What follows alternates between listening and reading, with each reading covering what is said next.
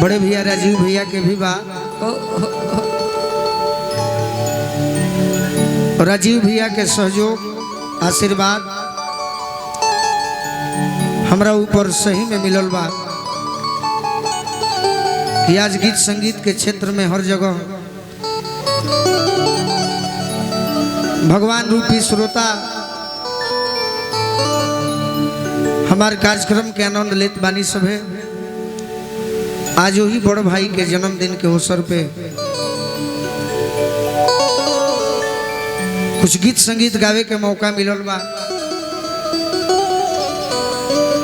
जीवन के तो केहू के गारंटी ना हो ना, लेकिन जे हमरा के जियौले बा हाँ जी, हम ही माई से प्रार्थना करब कि हमरो 2-4 बरिस कट के राजीव भैया में लग जाए। जय हो जय हो। ये हमारा तरफ से शुभकामना रही। आवे के उद्देश्य एगो राजीव भैया के जन्मदिन ही नहीं खे ना, कम से कम उहे के बहाने रौरो सबके दर्शन हो गई। हाँ जी, ये उद्देश्य से हम चलल बानी। तमाम बड़े भाई गार्जियन जो मंच के सामने बैठल बानी, माता बहन माँ सम्मान हमार भाभी जी के भी बार बार प्रणाम आशीर्वाद के प्रतीक्षा बा। बड़ी सुंदर गायिका अदिति राज के भी तरुआ सब टेलरों ना देखले हो खो ना, बड़ी सुंदर गायिका है, बड़ी सुंदर व्यवहार। हाँ जी, भाई हमार भीम और के आइल बा, रघु बाबू आइल बड़े, हाँ जी, और ही हो बहुत बड़े आदमी हरिओम जी भी आइल हो खो। सही बात।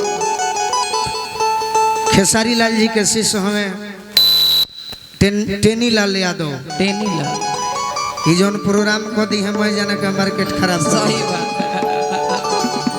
इनका कभी लास्ट में रखल बा स्टॉक में। हाँ जी, सब कलाकार राजन भैया के पूरा टीम, बड़ी सुंदर नृत्यांगना, सबके स्वागत करो।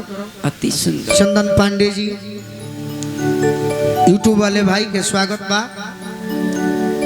राजन भैया से पूछने कि कैसन आज गीत गावे के चाहिए, हाँ जी, तो कहले कि डेराए के नहीं खे ना, जौन राज तक गौले बनी उहे गावे के बा।